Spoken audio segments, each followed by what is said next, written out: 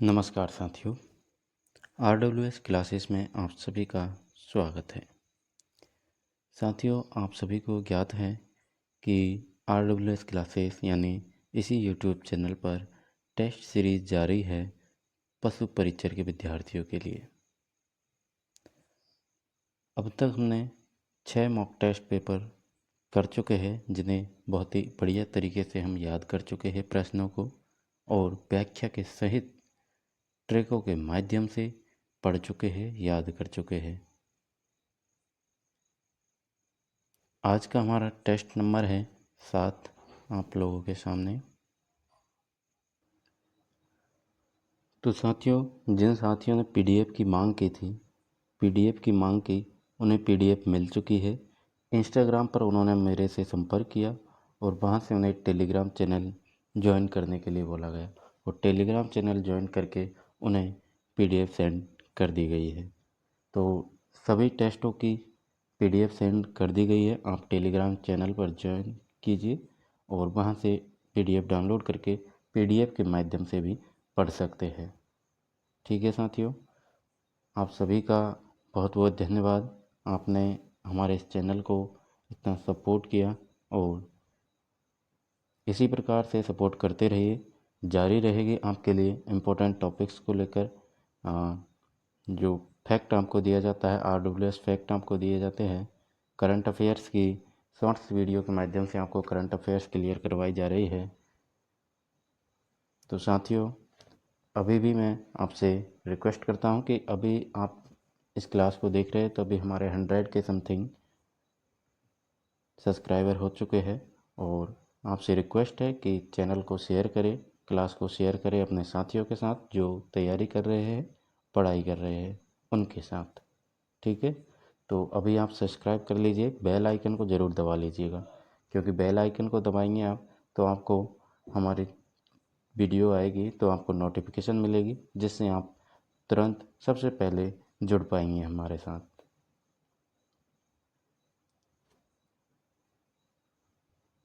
साथियों, social media का ज़माना है, तो इस दौर में अगर आप इंस्टाग्राम पर एक्टिव है तो आप हमसे इंस्टाग्राम पर भी जुड़ सकते हैं।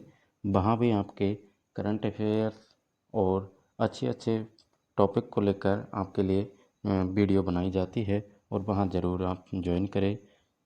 फेसबुक पर भी आपको RWS क्लासेस के नाम से ग्रुप मिल जाएगा, उसे भी आप ज्वाइन कर सकते हैं, फॉलो कर सकते हैं और वहाँ पर भी आपको हमारे RWS क्लासेस की जानकारी और इम्पोर्टेंट शॉर्ट्स के माध्यम से आपको बताया जाता है। तो चलिए साथियों, करते हैं अपने प्रश्नों की शुरुआत अपनी test series mock test paper number 7 की।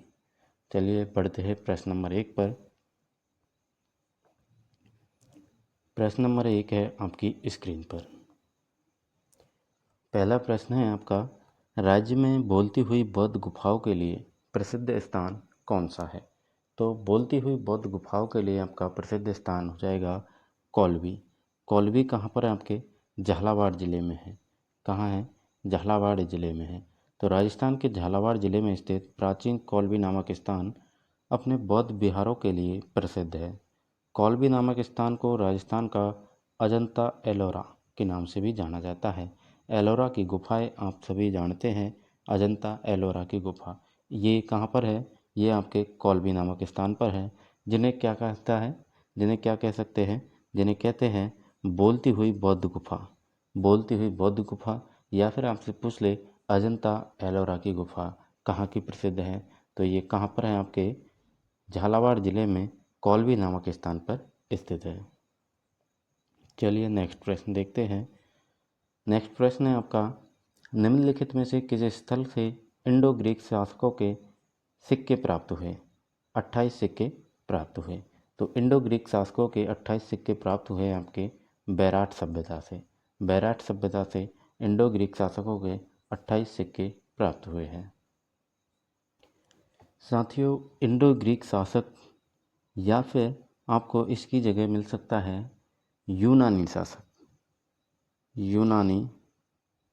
यूनानी शासकों के 28 सिक्के प्राप्त हुए। इस प्रकार से भी आपको प्रश्न देखने को मिलेगा। तो आपको याद रखना है बैराट सभ्यता से आपके यूनानी शासकों या फिर कहे इंडो ग्रीक शासकों के 28 सिक्के प्राप्त हुए हैं। बैराट सभ्यता आपके कहाँ पर स्थित है? तो बैराट सभ्यता आपके पहले आपके जयपुर ज़िले में आती थी। पहले कहाँ आती थी? जयपुर। अभी वर्तमान में कहाँ पर है?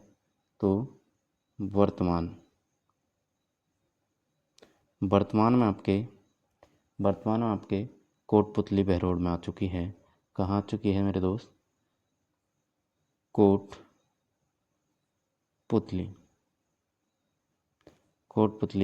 बहरोड में। तो बैराट सभ्यता अगर आपसे पूछा जाए कि कहाँ पर है, तो अब आपको आंसर देना होगा कोटपुतली बहरोड में स्थित है। कोटपुतली बहरोड में स्थित है। इसकी खोजकर्ता कौन थे? बैराट सभ्यता के खोजकर्ता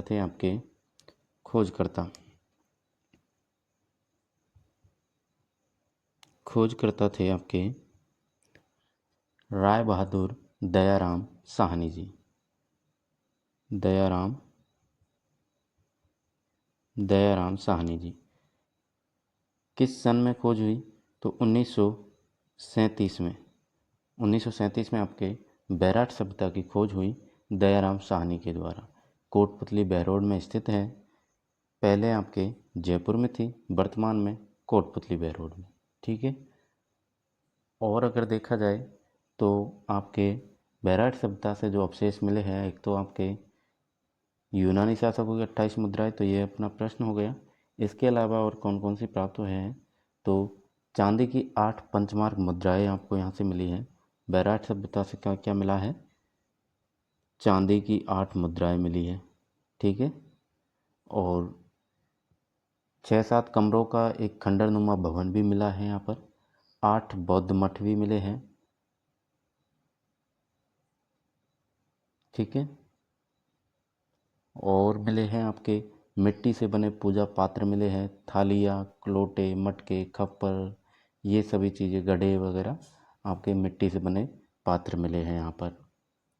एक आपके ओकर कलर पात्र शैली का चित्र मिला है। ओकर कलर पात्र शैली का चित्र भी यहाँ से मिला है। तो इन सभी को आपको याद रखना है। ठीक है। तो प्रश्न की व्याख्या आपको सही से समझ आ गई। एक ही प्रश्न से आपके कई प्रश्न क्लियर करवाए हैं। इसी बात पे आपको चैनल को क्या कर लेना है? सब्सक्राइब कर लेना है। इसी तरह से हम प्रश्नों को बड़े आराम से याद करने वाले हैं। नेक्स्ट है आपका बिजोलिया शिलालेख में किस चौहान राजा के शासनकाल का स्वर्णकाल कहा गया है? तो बिजोलिया शिलालेख में आपके विग्रहराज चतुर्थ को और क्या नाम से जानते हैं? तो बीसल देव के नाम से जाना जाता है। बिजोलिया शिलालेख 1170 ईस्वी में चौहान वंश के शासक विग्रहराज चतुर्थ यानी बीसल देव के शासनकाल को स्वर्णकाल कहा गया है। चलिए नेक्स्ट है आपका किसे सिबी, प्रागवाट, मेदपाट के नाम से जाना जाता है? तो मेवाड़ को जाना जाता है। इस प्रकार समस्त भूभाग को उदयपुर के नाम से भी जानते हैं। यानी मेवाड़ राज्य को सिबी, प्रागवाट और मेदपाट के नाम से भी जाना जाता था। और इस समस्त भूभाग को उदयपुर के नाम से अब जाना जाता है, उदयपुर जिले के नाम से। ठीक है साथियों। चलिए नेक्स्ट प्रश्न देखते हैं अपना। नेक्स्ट है आपका 5वां प्रश्न। चौहानों की देवड़ा शाखा का राज्य कहाँ था? तो यानी चौहानों की देवड़ा शाखा का राज्य कहाँ था? तो ये था आपके सिरोही के जो चौहान शासक थे वो क्या कहलाए? वो कहलाए देवड़ा। ठीक है। तो देवड़ा शाखा का राज्य सिरोही जिले में था। नेक्स्ट है आपका गुजरात के सुल्तान बहादुर शाह ने चित्तौड़गढ़ किले पर किस वर्ष हमला किया था?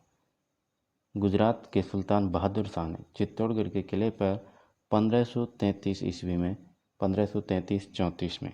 ठीक है। 33-34 या 33 की जगह 34 भी आपको देखने को मिल सकता है। तो 1533-34 में गुजरात के सुल्तान बहादुर शाह ने चित्तौड़ पर आक्रमण किया था। उस वक्त चित्तौड़ के जो शासक थे वो थे हमारे उस वक्त राणा विक्रमादित्य थे। राणा विक्रमादित्य किसके पुत्र थे? तो राणा विक्रमादित्य राणा सांगा के पुत्र थे। और राणा सांगा के पुत्र राणा विक्रमादित्य छोटे थे और कर्मावती या फिर हम कहें कर्णावती का पुत्र था सांगा और कर्णावती का। तो कर्णावती उस टाइम थी। कर्णावती ने जब बहादुर शाह ने आक्रमण किया तो हुमायूं को पास राखी भेजकर सहायता की याचना की थी, परंतु समय पर सहायता नहीं मिली, जिसके कारण कर्मावती ने अपने दोनों पुत्रों उदय सिंह और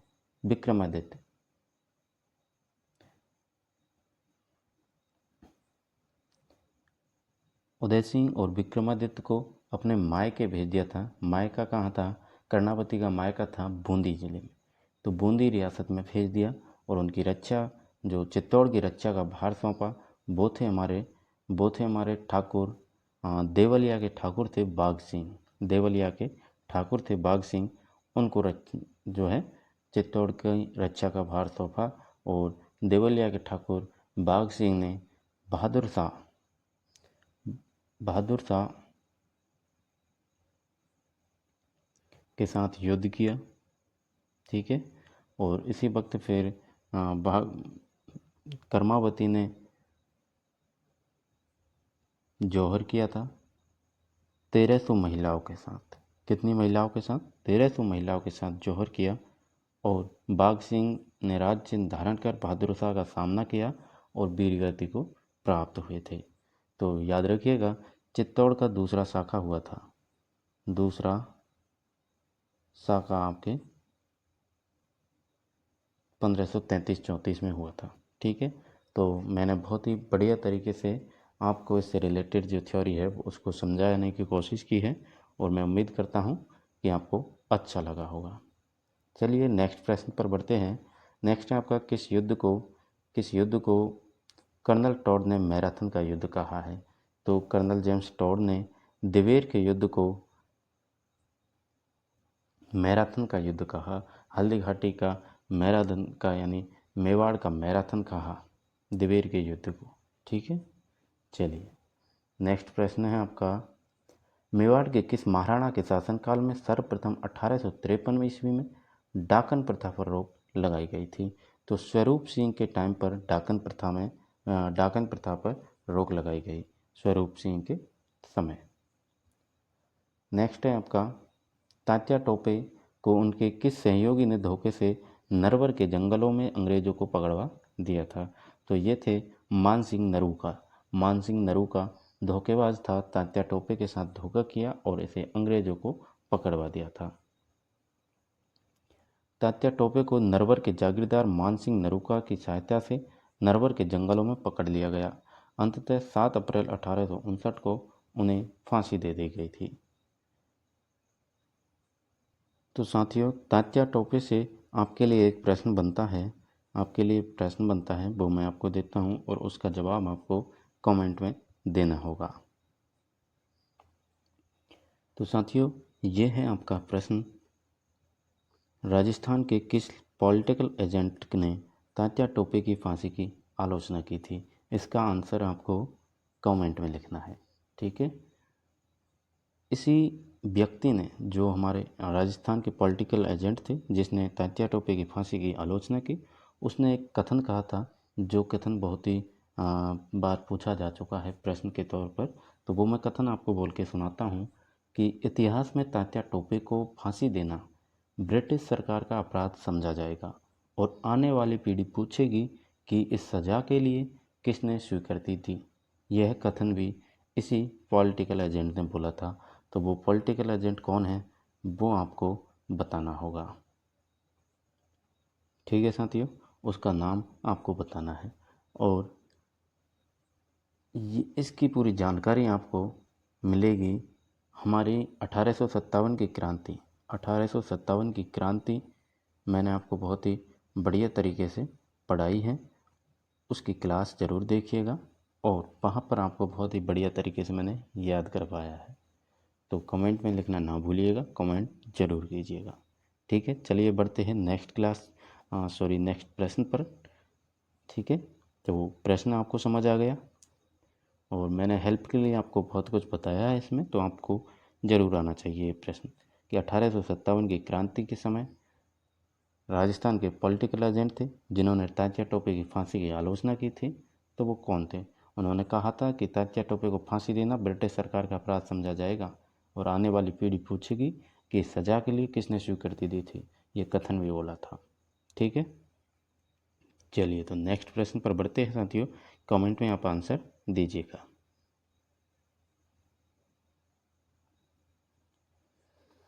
नेक्स्ट है आपका धौलपुर प्रजामंडल की स्थापना किसके द्वारा की गई थी? तो प्रजामंडल मैंने आपको पढ़ाया हुआ है, इसकी शायद 3 क्लास आपको दी गई है जिनमें आपको बहुत ही बढ़िया तरीके से प्रजामंडल और उनके संस्थापकों को याद करवाया है, ट्रिक के माध्यम से समझाया है।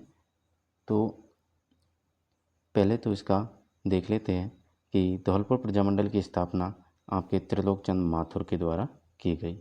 प्रजामंडलों को याद करने की जो डायरेक्ट प्रश्न बनता है इस प्रकार से, जैसे कि ये बना है कि प्रजामंडल की स्थापना जो संस्थापक है उसका नाम पूछा है आपसे, तो इसी के लिए मैंने आपसे एक ट्रिक दी थी कि मांगी ने झाला देकर कहा, बीका में जैस्मी बेबूकानी को न मारना, भोडू मामे जैकब काकी के साथ घोसी शहर गया। ये ट्रिक मैंने आपको बहुत ही बढ़िया तरीके से याद करवाई है प्रजामंडल आंदोलन में। प्रजामंडल की जो पहली क्लास है उसी में मैंने आपको बताया है और बहुत बढ़िया तरीके से इसके एक एक शब्द से एक एक संस्थापक को निकाला है। जैसे मैं बताऊँ आपको कि मांगी ने झाला देकर कहा, तो मांगी से आपका मांगी लाल भव्य और झाला से आपका झालावाड़, यानी झालावाड़ प्रजामंडल के संस्थापक कौन हो गए? मांगी लाल भव्य। इसी प्रकार मांगी ने झाला देकर कहा, बीका में जैस्मी व बूकानी को न मारना, तो बीका से आपका बीकानेर हो जाएगा और मैं से हो जाएगा आपका मेगाराम वैद। तो बीकानेर प्रजामंडल के संस्थापक कौन हो गए? मेगाराम वैद।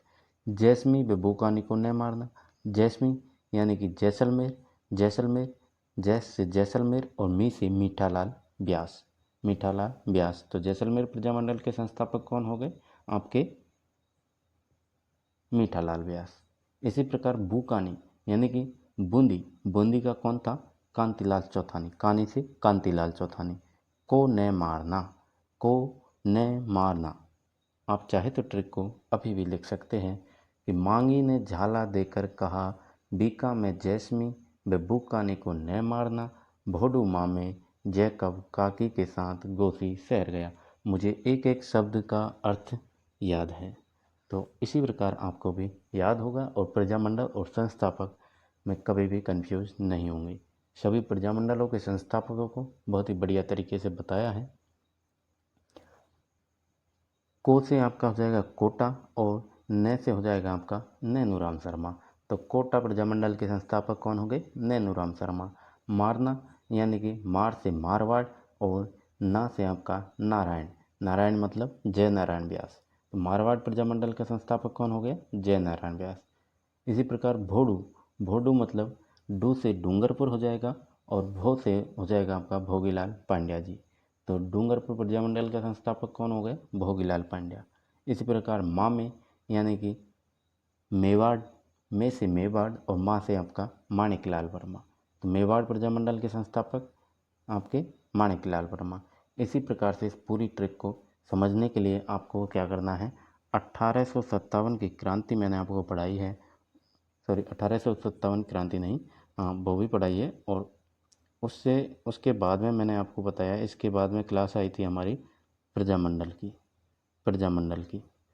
ठीक है, ये आई थी अपने रक्षाबंधन के टाइम पे। तो प्रजामंडल की पहली क्लास ज़रूर देखिएगा, उसमें आपको इस ट्रिक के माध्यम से सभी जो संस्थापक है और प्रजामंडल है उनको बहुत ही बढ़िया तरीके से उनके सन तक याद करवाए हैं। ठीक है साथियों, तो आप जाकर विजिट कीजिए, प्रजामंडल वाली क्लास को देखिए, वहाँ से आपको ये प्रश्न समझ आएगा अच्छे से, कभी भी गलत नहीं करोगे। चलिए नेक्स्ट प्रश्न है आपका, 1 नवंबर 1956 से पहले राजस्थान राज्य के प्रमुख जाने जाते थे। तो 1956 से पहले आपके राजस्थान राज्य के जो प्रमुख थे उन्हें राज प्रमुख से जाना जाता था। चलिए नेक्स्ट प्रश्न है आपका, स्वतंत्रता पूर्व राजस्थान का निम्नलिखित में से कौन सा समाचार पत्र आर्य समाजी विचारधारा का संवर्धक नहीं था। तो ये था आपका राजपूताना गजट। कौन सा था? राजपूताना गजट साहब। मौलवी मुराद अली ने अजमेर से प्रकाशित 1885 में राजपूताना गजट प्रकाशित किया था। अजमेर से प्रकाशित किया था। डायरेक्ट प्रश्न ऐसे भी बनता है कि राजपूताना गजट समाचार पत्र कहाँ से प्रकाशित होता था, या फिर पूछ लिया जाता है कि किसने प्रकाशित किया था, या आपसे सन भी पूछा जा सकता है। तो इन सारी शब्दों को आपको याद रखना होगा। मौलवी मुराद अली ने अजमेर से प्रकाशित किया 1885 में राजपूताना गजट, जिसमें क्या था? जिसमें था स्वतंत्रता पूर्व राजस्थान का आर्य समाजी विचारधारा का संवर्धक नहीं था। ठीक है, चलिए। संत रज्जब जी द्वारा रचित वाणी तथा सर्वंगी ग्रंथों की भाषा कौन सी थी? तो वाणी और सर्वंगी जो भाषा ग्रंथ थे उनकी भाषा कौन सी थी, और रचनाकार कौन थे? तो संत रज्जब जी थे। डिंगल मिश्रित गुजराती जो भाषा थी इनकी भाषा थी। इन ग्रंथों की भाषा कौन सी थी? डिंगल मिश्रित गुजराती। गुजराती और डिंगल भाषा का मिश्रण था वाणी और सर्वंगी में। संत रज्जब जी द्वारा दोनों ग्रंथ थे ये। अक्कड़ बक्कड़ आवणियों कुदावणियों अटकण वटकण आदि है। ये क्या है? अक्कड़ बक्कड़ आवणियों कुदावणियों अटकण वटकण, ये शब्दों का मतलब क्या है? तो ये हैं आपके राजस्थान में खेले जाने वाले देसी खेल। राजस्थान में खेले जाने वाले देसी खेल हो जाएंगे आपके अक्कड़ बक्कड़ आवणियों कुदावणियों अटकण वटकण। ये आपके देसी खेल हैं जो राजस्थान में खेले जाते थे। नेक्स्ट प्रश्न है आपका, प्रथम हिंदी साप्ताहिक समाचार पत्र मेवाड़ के किस महाराणा के शासनकाल में प्रकाशित हुआ? तो ये हुआ था हमारे सज्जन सिंह के शासनकाल में। सज्जन सिंह के शासनकाल में समाचार पत्र का नाम सज्जन कीर्ति सुधारक था, और समाचार पत्र का क्या नाम था? सज्जन कीर्ति सुधारक। चलिए, नेक्स्ट प्रश्न है आपका 16वां, निम्न में से आपको गलत कथन बताना है। तो राजस्थान की राधा मीराबाई बिल्कुल सही हो जाएगा। मीरा का अवतार गौरीबाई, ये भी राइट है। चरणदासी संप्रदाय की महिला दयाबाई, ये भी सही है। राजा जसवंत सिंह की धर्म बहन सहजोबाई, ये गलत हो जाएगा आपका। ये कथन जो है असत्य है।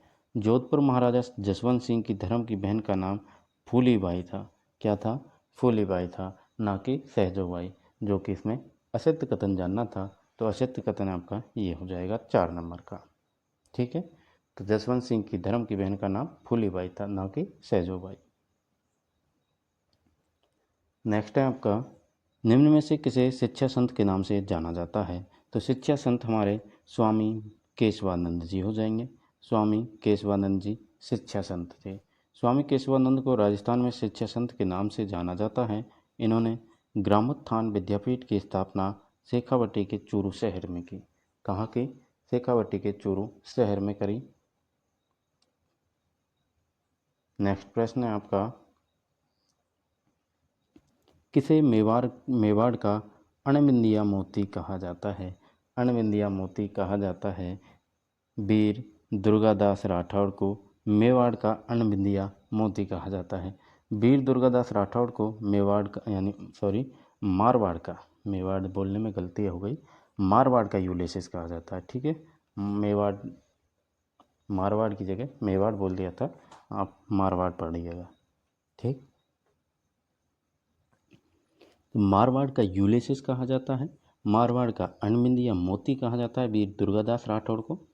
वीर दुर्गादास राठौड़ से मेरे दोस्त आपके लिए मैंने वीर दुर्गादास राठौड़ से एक फैक्ट दिया है, शायद फैक्ट नंबर 21 है। RWS फैक्ट वाली प्लेलिस्ट में जाइएगा आप, उसमें देखिएगा मैंने दुर्गादास राठौड़ से बनने वाले सभी प्रश्नों का एक जगह संकलन करके आपको दिया हुआ है। वीर दुर्गादास राठौड़ की जो हमारी क्लास थी उसको मैंने बहुत ही बढ़िया तरीके से अब आपके सामने मैं पेश करता हूँ, उसकी थोड़ी सी छवि। आप उस क्लास को ज़रूर देखिएगा। मात्र 4 मिनट की वीडियो है पूरी, 4 मिनट की क्लास है ये, 4 मिनट ओनली। और 4 मिनट में आपको इस प्रकार से वीर दुर्गादास राठौर का फैक्ट नंबर 22 आपको देखने को मिलेगा, फैक्ट नंबर 22, जिसको दुर्गादास राठौर से बनने वाले सभी प्रश्नों को हमने कवर किया है। ये है हमारे वीर दुर्गादास राठौर, फैक्ट नंबर 22 है ये आप ज़रूर देखिएगा। 4-5 मिनट की क्लास है पूरी ही, जिसमें आपको वीर दुर्गादास राठौर का जन्म बता रखा है 1638, सालवा कला गाँव, जोधपुर ग्रामीण। पिता थे इनके आस्करण, माता का नाम नेत कंवर। पालन पोषण होता है उनका लोनाता गांव में होता है, और इनका उपनाम जैसा कि प्रश्न बना है हमारा राठौड़ों का यूलेसिस, या फिर प्रश्न में पूछा गया मारवाड़ का अनबिंदिया मोती। मारवाड़ का अनबिंदिया मोती पूछा गया था, तो ये प्रश्न मैंने आपको बहुत ही बढ़िया तरीके से याद करवाए हैं। इनके उपनाम हैं राठौड़ों का यूलेसिस। किसने कहा था? तो कर्नल जेम्स टॉड ने कहा था। मारवाड़ का अनबिंदिया मोती इन्हें कहते हैं। मारवाड़ के शासक अजीत सिंह को औरंगजेब से बचाकर मारवाड़ की गद्दी पर बिठाने में अहम भूमिका निभाई इन्होंने। दुर्गादास राठौड़ की छतरी उज्जैन के क्षिप्रा नदी के किनारे बनी हुई है। तो इन सभी पॉइंटों से हमारे जो फैक्ट वाली क्लास है उसमें आपको सिर्फ और सिर्फ फैक्ट ही मिलेंगे, फालतू की थ्योरी नहीं मिलेगी देखने को। जैसा आप देख पा रहे, हर एक लाइन एक प्रश्न लिए हुए है, हर एक लाइन एक इम्पोर्टेंट प्रश्न आपके सामने पेश करती है। ठीक है। 25 अगस्त 2003 में भारत सरकार ने इन पर सिक्के जारी किए, और 16 अगस्त 1988 को इन पर 60 पैसे का डाक टिकट भी जारी हुआ था। 1893 में A.H. मूलर द्वारा इन पर बनाई पेंटिंग मेहरानगढ़ संग्रहालय में लगी हुई है। तो 1893 में A.H. मूलर ने इन पर एक पेंटिंग बनाई जो कहाँ रखी हुई है? मेहरानगढ़ संग्रहालय में। तो इस प्रकार से आपको ये क्लास ज़रूर देखनी है। ठीक है, इसीलिए मैंने यहाँ पर ये अटैच किया है ताकि आपकी क्लास जाकर देखें। वीर दुर्गादास राठौर की मात्र 4 मिनट की क्लास है, और अगर आपको क्लास अच्छी लगे, मज़ा आए, तो सब्सक्राइब ज़रूर कीजिएगा चैनल को। ठीक है, शेयर ज़रूर कीजिए अपने साथियों के साथ। तो इस प्रकार से हमने जो क्लास दी है, फैक्ट दिए हैं, उनसे डायरेक्ट प्रश्न आपको देखने को मिलेंगे। ठीक है, तो वीर दुर्गादास राठौर के बारे में मैंने सब कुछ बता दिया है। बाकी आप जो कुछ बचा है वो आप क्लास में जाकर देखें। 4-5 मिनट की क्लास है पूरी ही। ठीक है, चलिए तो बढ़ते हैं आगे। 19वां प्रश्न है आपका, निम्न में से कौन सा युग्म असंगत है? असंगत आपको पहचानना है। तो असंगत है आपका कामकाज रतिसार महाराणा कुंभा, ये तो संगत है, सही है। एकलिंग महात्म्य कान्हा व्यास रचयिता, बिल्कुल सही है। वैद मंडन चरक, ये आपका असत्य हो जाएगा। बाकी कोद मंडन जो है, कोदंड मंडन मंडन के द्वारा ही रचित है। तो वैद मंडन ग्रंथ भी मंडन द्वारा रचित है। ये जो वैद मंडन है ये भी मंडन के द्वारा ही रचित है, मंडन के द्वारा। ठीक है, तो मंडन के वैद मंडन और कोदंड मंडन दोनों हो जाते हैं। एकलिंग महात्म्य कान्हा व्यास का, और कामकाज रतिसार महाराणा कुंभा का, जिसमें विभिन्न व्याधियों के लक्षण व उनके निदान के उपाय बताए गए हैं। ठीक है, चलिए बढ़ते हैं आगे। किस अंतिम हिंदू नरेश ने जयपुर में अश्वमेध यज्ञ करवाया था? तो अंतिम हिंदू नरेश ने जयपुर में अश्वमेध यज्ञ करवाया था आपके सवाई जयसिंह ने। सवाई जयसिंह ने अश्वमेध यज्ञ करवाया था। यह अश्वमेध यज्ञ जयपुर महाराजा सवाई जयसिंह के द्वारा 1740 ईस्वी में पुरोहित पुंडरीक रत्नाकर की देखरेख में करवाया गया था। तो इस पुरोहित को भी याद रखिएगा, पुरोहित पुंडरीक रत्नाकर, इसकी देखरेख में महाराजा सवाई जयसिंह ने 1740 ईस्वी में अश्वमेध यज्ञ करवाया था। नेक्स्ट प्रश्न है आपका, विजय सिंह पथिक बिजोलिया आंदोलन से कब अलग हुए थे? विजय सिंह पथिक बिजोलिया आंदोलन से 1927 में अलग हो गए थे। 1927 में अलग हुए। जब विजय सिंह पथिक बिजोलिया आंदोलन से अलग होते हैं तो 1927 में होते, उसी वक्त आपके क्या आता है? उसी वक्त आपके आता है ट्रेंच आयोग का जो है बिजोलिया में आगमन होता है। ट्रेंच आयोग का आगमन बिजोलिया में होता है 1927 में ही। जैसे ही विजय सिंह पथिक का पृथक होते हैं आंदोलन से, उसी टाइम पर ट्रेंच आयोग का बिजोलिया में आगमन हो जाता है। बिजोलिया किसान आंदोलन आप सभी को मालूम है। इससे एक प्रश्न बनता है कि सबसे लंबी अवधि तक चलने वाला था। ये चला था आपके 44 वर्ष, यानी 44 ईयर तक ये चला था। और 44 ईयर में चला, कब से कब तक चला, तो ये भी आपको पता होना चाहिए। ये भी आपको पता होना चाहिए, मैं आपको बता दूं। 1897 से 1897 से ये चला था आपके 1941। 1941 तक बिजोलिया किसान आंदोलन आपका चला था, 1897 से 44 वर्ष चला था। ठीक है। जब विजय सिंह पथिक से एक प्रश्न और याद आता है कि इनका मूल नाम क्या था। कई बार पूछा जा चुका है, तो इनका मूल नाम भूप सिंह था। विजय सिंह पथिक का मूल नाम क्या था? भूप सिंह था। वैसे बिजोलिया किसान आंदोलन को जब हमारी क्लास आएगी तो हम बहुत ही अच्छे तरीके से पढ़ेंगे, लेकिन फिर भी मैं आपको बता दूं थोड़ा सा कि बिजोलिया किसान आंदोलन की शुरुआत कहाँ से होती है। तो गिरधारीपुरा गांव था एक। गिरधारीपुरा गांव में गंगाराम धाकड़ के पिता के मौसर में किसान एकत्रित हुए थे, और वहीं से बिजोलिया किसान आंदोलन की शुरुआत होती है। मौसर क्या होता है? दो शब्द है मौसर और जोसर। जोसर, इन दोनों शब्दों से प्रश्न बना है, तो इनको भी जानना जरूरी है। तो मौसर क्या होता है मेरे दोस्त? मौसर होता है मृत्यु भोज जो करवाया जाता है, जो मरने के बाद करवाते हैं, यानी मृत्यु के बाद जो मृत्यु भोज करवाया जाता है उसे कहते हैं मौसर। और जो जीवित रहते हुए व्यक्ति का मृत्यु भोज करवा दिया जाता है, जीवित रहते दिए जाने वाला जो मृत्यु भोज होता है उसे कहा जाता है जोसर। तो याद रखिएगा, मौसर क्या है? मृत्यु के बाद दिया जाने वाला मृत्यु भोज। और जोसर क्या है? जीवित रहते दिए जाने वाला मृत्यु भोज आपके जोसर हो जाएगा। ठीक है। विजय सिंह पथिक को एक नाम से और जाना जाता था। इनका मूल नाम मैंने आपको बता दिया, भूप सिंह। ठीक है। विजय सिंह पथिक को आपके ऊपरमाल जो क्षेत्र है आपका बिजोलिया वाला, वहाँ इन्हें महात्मा जी के नाम से भी जानते थे। किस नाम से? महात्मा जी के नाम से इन्हें जाना जाता था। तो याद रखिएगा, बाकी की जानकारी हम ऐसे पढ़ेंगे तो बहुत ज़्यादा टाइम लग जाएगा, मुझे भी पता है। तो चलिए प्रश्नों को करते हैं कवर और बढ़ते हैं आगे। मुझे जितना हो सकता था मेरे से, वैसे तो पूरी क्लास देंगे हम, तब पढ़ेंगे बहुत ही। बिजोलिया किसान आंदोलन आप सभी को पता है सबसे लंबा है। किसान आंदोलनों में भी इसको पढ़ने में भी टाइम लगता है, बहुत सारे पॉइंट हैं इनके। तो हम इसकी अलग से क्लास आपको, आप चाहे तो आपको कल ही उपलब्ध करवा देंगे। आप कमेंट में लिख दीजिएगा कि आपको किसान आंदोलन के, जो बिजोलिया किसान आंदोलन है, इसकी क्लास चाहिए, तो आपको मैं कल उपलब्ध करवा दूंगा इसकी। ठीक है। चलिए बढ़ते हैं नेक्स्ट प्रश्न पर।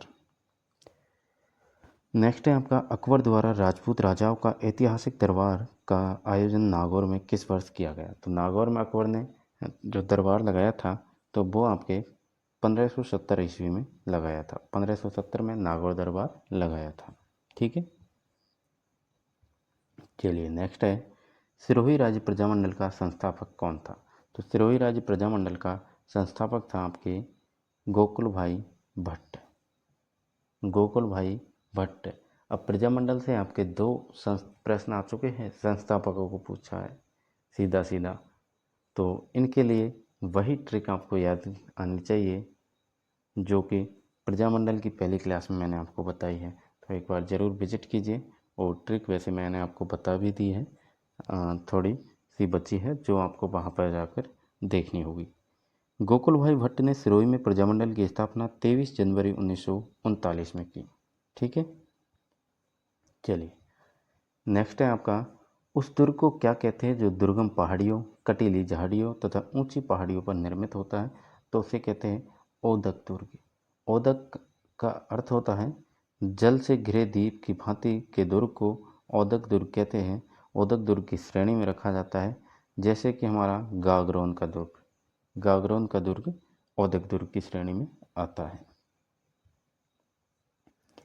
नेक्स्ट प्रश्न है आपका कि राजपूताना के किस शासक को स्थापत्य कला का जनक कहते हैं? तो राजपूताना के हमारे राणा कुंभा जी को स्थापत्य कला का जनक कहा जाता है? मेवाड़ के शासक राणा कुंभा को स्थापत्य कला का जनक कहा जाता है। उसके शासनकाल को दुर्गों का स्वर्णकाल भी कहा जाता है। तो दुर्गों का स्वर्णकाल राणा कुंभा। ठीक है, चलिए बढ़ते हैं आगे। मारवाड़ में बौद्ध जैन गुप्तकाल की त्रिवेणी स्थापत्य कला के नमूने देखे जाते हैं। तो ये आपके ओसिया में देखे जाते हैं। ओसिया में मारवाड़ में बौद्ध जैन गुप्तकाल के त्रिवेणी स्थापत्य कला के नमूने देखे जाते हैं। चलिए नेक्स्ट प्रश्न है आपका 27वां। चलिए इसकी व्याख्या भी देख ले कि जोधपुर में स्थित ओसिया के पुराने मंदिर बौद्ध कला, जैन कला एवं गुप्त कला की त्रिवेणी स्थापत्य कला के उदाहरण माने जाते हैं। नेक्स्ट है आपका अजमेर के पुष्कर शहर में बराह मंदिर का निर्माण किसने करवाया? तो बराह मंदिर का निर्माण अर्णवराज ने करवाया। अर्णवराज ने करवाया, जिन्हें आनाजी कहते हैं। ठीक है, आनाजी अर्णवराज जी। ठीक, इस मंदिर का निर्माण 12वीं सदी में चौहान शासक अर्णवराज के द्वारा करवाया गया था। चलिए बढ़ते हैं आगे। बोहरा की छतरिया किस देवी के मंदिर के पास है? तो बोहरा की छतरिया कैला देवी के मंदिर के पास है। बोहरा की छतरिया, इस देवी का प्रसिद्ध लांगुरिया नृत्य प्रसिद्ध है और लांगुरिया नृत्य प्रसिद्ध है। कहाँ पर है मंदिर? मंदिर है करौली में, करौली डिस्ट्रिक्ट में। करौली में कालीसिल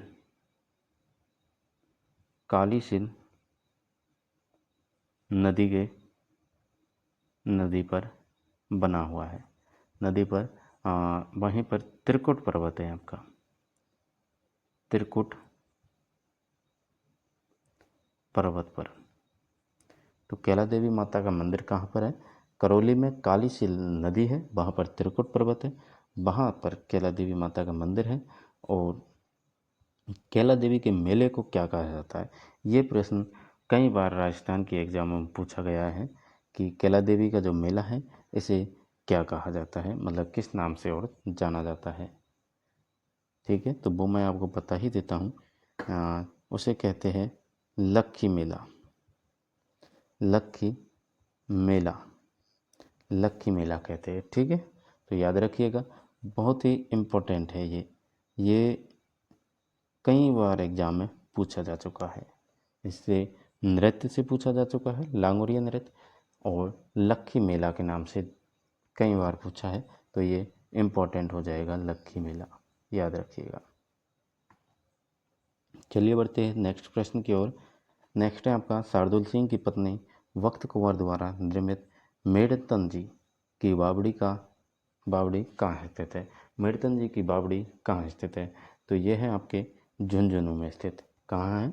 झुंझुनू में। इस बावड़ी का निर्माण शार्दुल सिंह की रानी वक्त कुंवर यानी मेड़ता की राजकुमारी ने करवाया। वक्त कुंवर ने करवाया, शार्दुल सिंह की रानी थी वक्त कुंवर, और झुंझुनू में हमारे मेड़तन जी की बावड़ी स्थित है। नेक्स्ट है आपका अजमेर में ख्वाजा मोइनुद्दीन चिश्ती की दरगाह की नींव किस शासक के द्वारा रची गई थी? तो ये मोहम्मद गौरी के द्वारा ख्वाजा मोइनुद्दीन चिश्ती की दरगाह की नींव रखी गई। नेक्स्ट है आपका नामणा गांव कहाँ स्थित है? नामणा गांव कहाँ स्थित है जहाँ से प्राचीन शैल चित्र प्राप्त हुए हैं? तो नामणा गांव आपके बूंदी जिले में स्थित है। कहाँ स्थित है? बूंदी जिले में स्थित है। ठीक है, चलिए, बूंदी जिला आप सभी को पता है भित्ति चित्रों के लिए प्रसिद्ध है। तो भित्ति चित्रों की दृष्टि से राजस्थान का संपन्न क्षेत्र कोटा बूंदी माना जाता है। सिलोन व नामणा गांव प्राचीन शैल चित्र प्राप्त हुए। सिलोन और नमाणा गांव से प्राचीन शैल चित्र प्राप्त हुए हैं। चलिए नेक्स्ट प्रश्न है आपका प्रसिद्ध मीनाकारी यानी थेवा कला का संबंध किस स्थान से है? तो थेवा कला का संबंध आप सभी जानते हैं प्रतापगढ़ से है। प्रतापगढ़ से थेवा कला का संबंध है। और नेक्स्ट प्रश्न है आपका जयसिंह सूरी ग्रंथ के लेखक कौन थे? तो जयसिंह सूरी के लेखक थे हमीर मदमर्दन जी। हमीर मदमर्दन ने जयसिंह सूरी ग्रंथ लिखा। जयसिंह सूरी द्वारा रचित हमीर मदमर्दन में रणथंभौर जयसिंह सूरी जो लेखक थे, हमीर मदमर्दन ग्रंथ था। हमीर मदमर्दन ग्रंथ के लेखक थे जयसिंह सूरी। ठीक है, रणथंभौर के राणा हमीरदेव चौहान का इसमें वर्णन मिलता है। रणथंभौर के राणा हमीरदेव चौहान का वर्णन मिलता है। ठीक है, चलिए नेक्स्ट है आपका दादू और उनके शिष्यों की रचनाएं अधिकतर किस भाषा में पाई जाती हैं। तो दादू और उनके शिष्यों की रचनाएं ढूंढाड़ी भाषा में पाई जाती है। दादू जी के उपदेशों व लेखन की भाषा सरल ढूंढाड़ी हिंदी मिश्रित सधुकड़ी थी। कौन सी थी? सधुकड़ी थी। हेलरू क्या है? हेलरू एक संस्था है, सरकार द्वारा चलाई गई ये संस्था ग्रासियो यानी ग्रासिया जनजाति से संबंधित है। हेलरू जो संस्था है ये ग्रासियों के लिए चलाई गई सरकार द्वारा एक संस्था थी। चूप नामक आभूषण का संबंध है। तो चूप आपके दांत में लगाई जाती है। दांतों में आप देखिएगा आपके दादा दादियों के दांतों में ज़्यादातर मारवाड़ वाले क्षेत्र में आपको उनके दांतों में चूप यानी चमकता हुआ एक हीरे जैसी चीज़ देखने को मिलेगी, उसे ही चूप कहते हैं, जो कि दांतों में जड़ दी जाती है। ठीक है, चलिए नेक्स्ट है राजपूताना के किस राज्य के राज्य चिन्ह प्रतीक और झंडे पर भील राजा को दर्शाया गया था।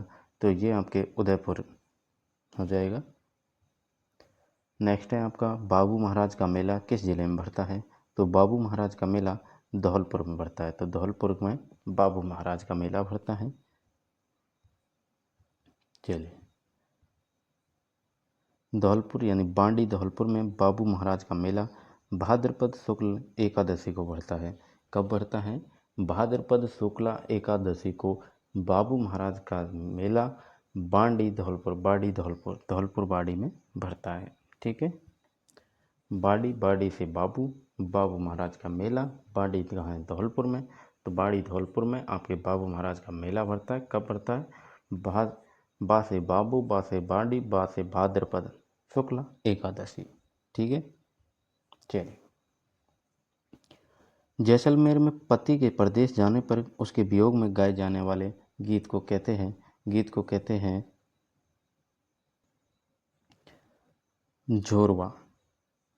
झोरवा मरुस्थलीय प्रदेश में गाया जाने वाला विरह गीत है। तो जैसलमेर मरुस्थलीय प्रदेश है आपका, और मरुस्थलीय प्रदेश में झोरवा गाया जाता है। जब पति प्रदेश चला जाता है तो उसके वियोग में पत्नी जो होती है वो झोरवा गाती है।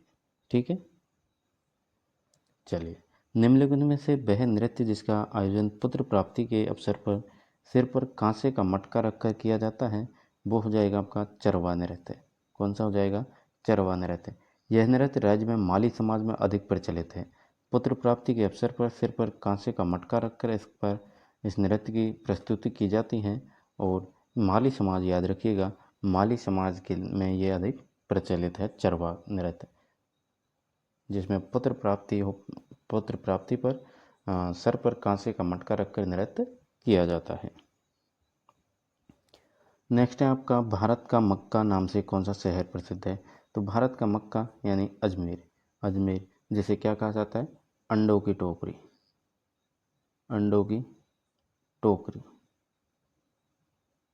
ठीक है, तो भारत का मक्का भी इसके कहते हैं, अंडों की टोकरी भी अजमेर को ही कहा जाता है। नेक्स्ट है निम्न में से कौन सा युग्म असंगत है। असंगत बताना है आपको। तो रक्षाबंधन श्रावण पूर्णिमा को अभी गया है, आप सभी को मालूम है। सतिया अमावस्या भाद्रपद अमावस्या को, ये भी सही है। और हरतालिका तीज आपके भाद्रपद शुक्ल तीज को आती है। रक्षाबंधन आपके श्रावण पूर्णिमा को आया है। लेकिन इसमें असंगत पूछा है तो असंगत हो जाएगा आपका बूढ़ी तीज। बूढ़ी तीज कब आती है आपके? बूढ़ी तीज भाद्रपद कृष्णा तृतीया को आती है। भाद्रपद कृष्णा तृतीया को आपकी बूढ़ी तीज आती है, ना कि भाद्रपद शुक्ला तीज को। ठीक है, तो ये हो जाएगा असंगत। याद रखिएगा इन चारों ही ऑप्शन को किसी को भी आपसे पूछा जा सकता है। तो रक्षाबंधन श्रावण पूर्णिमा, बूढ़ी तीज भाद्रपद कृष्ण तृतीया, सतिया अमावस्या भाद्रपद अमावस्या, हरतालिका तीज भाद्रपद शुक्ला तीज को। ठीक है, चलिए नेक्स्ट है आपका कथौड़ी जनजाति मुख्य रूप से किस जिले में बसी हुई है। तो कथौड़ी जनजाति हमारे उदयपुर जिले में बसी हुई है। कत्था बनाने में दक्ष होने के कारण उदयपुर के कत्था व्यवसायियों ने इन्हें महाराष्ट्र लाकर यहाँ बसाया था, महाराष्ट्र से लाकर यहाँ बसाया था। तो महाराष्ट्र से लाए गए थे कथोड़ी जाति के लोग, जनजाति के लोग, और कत्था बनाने में दक्ष है, गुणता है, इनमें दक्षता है, क्षमता है। ठीक है, चलिए। आशापुरा माता का आशापुरा माता किस वंश की कुल देवी है? तो आशापुरा माता चौहान वंश की कुल देवी है। किस वंश की है? चौहान वंश की कुल देवी है साथियों। चलिए, नेक्स्ट प्रश्न है आपका 45। मूमल कहाँ की राजकुमारी थी? तो मूमल आपके जैसलमेर की राजकुमारी थी, लोद्रवत जैसलमेर की राजकुमारी थी मूमल। ठीक है, चलिए। नेक्स्ट है आपका जयपुर की प्रसिद्ध मुरादाबादी कला में किस धातु की वस्तुओं पर कलात्मक नक्काशी की जाती है? तो कलात्मक नक्काशी आपके पीतल पर की जाती है। मुरादाबादी नक्काशी में पीतल के बर्तनों पर खुदाई करके उस पर कलात्मक नक्काशी की जाती है। नेक्स्ट प्रश्न है आपका निम्न में से कौन सा नृत्य सहरिया जनजाति का है? तो सहरिया जनजाति का नृत्य है शिकारी नृत्य। सहरिया शिकारी, सहरिया कौन है? शिकारी है, याद रखिएगा, सहरिया शिकारी है। वाल्दिया नृत्य वाल्दिया जाति का, रणवाज नृत्य मेव जाति का, व जवारा नृत्य ग्रासिया जनजाति का है, और शिकारी नृत्य जो है आपके लहंगी नृत्य सहरिया जनजाति का है। तो सहरिया लहंगी पहन के शिकार करता है, सहरिया लहंगी पहन के शिकार करता है, सहरिया लहंगी पहन के शिकार करता है। ठीक है, याद रखिएगा, सहरिया कैसे शिकार करता है? सहरिया लहंगी पहन के शिकार करता है। इन सभी नृत्यों को आपको याद रखना है। सहरिया तो लहंगी पहन के नृत्य करता है, बल्दिया बल्दिया जाति का हो जाएगा, और रणवाज जो है आपके मेव जाति का, जवारा आपके ग्रासिया जनजाति का नृत्य हो जाएगा। नेक्स्ट प्रश्न है आपका निम्न में से कौन सा लोकगीत विवाह से संबंधित नहीं है? तो विवाह से संबंधित आपका पणिहारी जो लोकगीत है ये नहीं है। बाकी पावड़ा, दुपट्टा और सीटने ये विवाह से संबंधित लोकगीत हैं।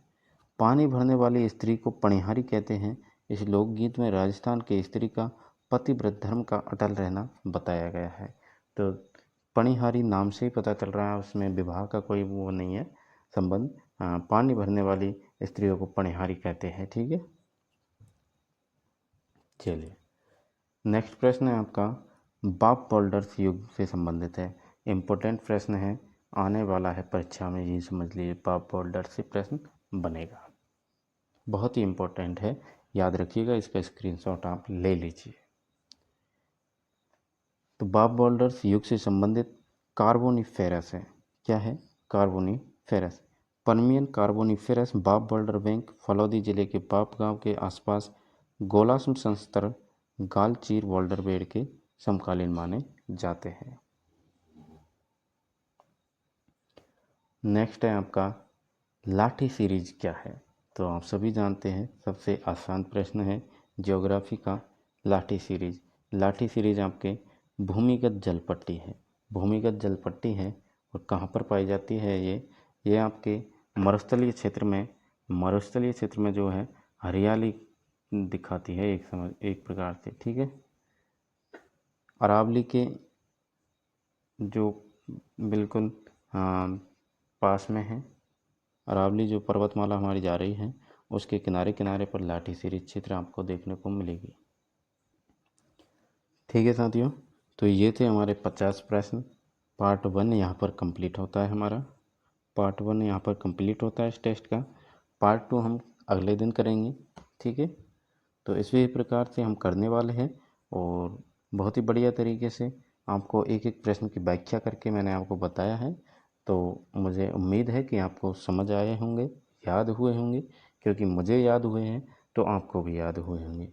ठीक है, तो साथियों मिलते हैं फिर नेक्स्ट वीडियो में, नेक्स्ट इसी टेस्ट के साथ, इसी टेस्ट के पार्ट 2 के साथ। ठीक है, और बहुत ही बढ़िया तरीके से आपके जो है करवा दी है प्रश्नों को व्याख्या के साथ, ट्रिकों के माध्यम से, थ्योरी के माध्यम से, इन सब के बारे में बाकी मैंने आपको ये क्लास सजेस्ट किए हैं, 4 से 5 मिनट की क्लास है वीर दुर्गादास राठौर की, इसको ज़रूर देखिएगा। यहाँ से डायरेक्ट प्रश्न आपको देखने को मिलेगा। और जो आज का प्रश्न था आपके लिए, कमेंट में इसका आंसर ज़रूर दीजिएगा। राजस्थान के किस पॉलिटिकल एजेंट ने तात्या टोपे की फांसी की आलोचना की थी, और उसका नाम आपको बताना है, ठीक है। चलिए, तो कमेंट में आंसर की मुझे आपका वेट रहेगा, इंतज़ार रहेगा, आपको बताना है। बाकी आपको बहुत ही बढ़िया तरीके से, इस तरीके से एक एक शब्द को अच्छे से बताया है, एक एक ऑप्शन के बारे में बताया है, ठीक है। तो अब आपका फ़र्ज़ बनता है मेरे दोस्त कि आप चैनल को सब्सक्राइब करें, सपोर्ट करें, बेल आइकन को दबाएं, नोटिफिकेशन तक आपको मिलेगी टाइम पर, और अपने साथियों तक ज़रूर शेयर करें चैनल को। जैसे ही आप शेयर करेंगे, आप हमारे सब्सक्राइबर बढ़ेंगे, हम और भी बेहतरीन तरीके से प्रश्नों की व्याख्या करेंगे, और अच्छे अच्छे प्रश्न आपको अलग से भी दिए जाएंगे, ठीक है। चलिए तो साथियों, इसी तरह बने रहिए, सपोर्ट करते रहिए, और अपनी पढ़ाई को जारी रखें। RWS क्लासेस आपके हमेशा साथ रहेगा। जय हिंद, जय भारत।